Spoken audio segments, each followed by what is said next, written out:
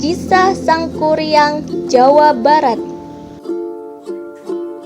Pada zaman dahulu kala, terdengarlah kisah dari salah satu putri di Jawa Barat bernama Dayang Sumbi, mempunyai anak bernama Sang Kuryang. Pada suatu hari, Sang Kuryang pergi berburu ditemani oleh seekor anjing bernama Tumang. Tetapi Sang Kuryang tidak tahu bahwa anjing itu adalah titisan dewa dan juga sekaligus bapaknya. Pada saat berburu, Sang Kuryang bertemu dengan seekor rusa. Sang Kuryang teringat bahwa ibunya sangat senang dengan hati rusa. Akhirnya, Sang Kuryang menyuruh Tumang untuk mengejar rusa tersebut. Namun, Tumang kehilangan jejak rusa tersebut. Sang Kuryang sangat ingin memberikan hati rusa kepada ibunya.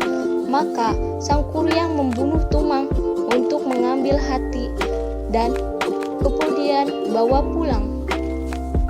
Sesampainya Sang Kuryang di rumah, ia memberikan hati didapatkannya dari berburu kepada ibunya untuk dimasak.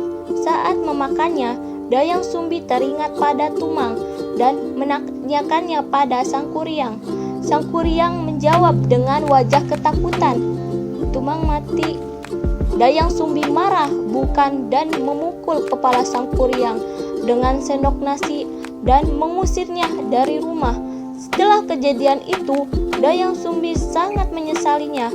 Ia selalu berdoa sangat tekun. Betapa hingga suatu hari Sang Dewata memberikan anugerah kepada Dayang Sumbi, yaitu berupa kecantikan abadi dan tidak pernah tua. Setelah diusir, ibunya Sang Kuryang berkenalan ke berbagai tempat. Akhirnya, Sang Kuryang kembali lagi ke tempat Dayang Sumbi. Kemudian, kedua orang tersebut pun bertemu. Sang Kuryang akhirnya jatuh hati kepada Dayang Sumbi. Sang Kuryang pun melamar Dayang Sumbi dan Dayang Sumbi menerimanya. Pada saat sedang berduaan, Dayang Sumbi melihat bekas luka di kepala Sang Kuryang dan menanyainya kepada Sang Kuryang. Sang Kuryang menjawab, "Ini adalah bekas luka akibat dipukul dengan sendok nasi oleh ibuku." Mendengar pertanyaan tersebut, Dayang Sumbi kaget dan memberitahu Sang Kuryang bahwa dia adalah ibunya. Namun, Sang Kuryang tidak percaya dan tetap berniat menikahinya. Dayang Sumbi mengajukan permintaan. Dia meminta dibuatkan perahu layar dalam sehari 3 bulan lebih. Sang Kuryang menyanggupinya dan Sang Kuryang membendung sungai Citarum untuk tempat perahunya. Dalam pembuatannya, Sang Kuryang mendapatkan bantuan dari jin hasil taklukannya dalam perantauannya. Karena bantuan dari jin, perahu itu hampir selesai. Dayang Sumbi memohon kepada dewa. Dayang Sumbi membuat ayam jago berkokok lebih awal dan akhirnya berhasil.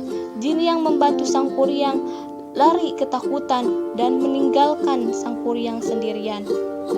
Karena kesal, perahu itu ditendangnya dan terjatuh di atas gunung dan menyatu dengan gunung dan bernama Gunung Tangkuban Perahu.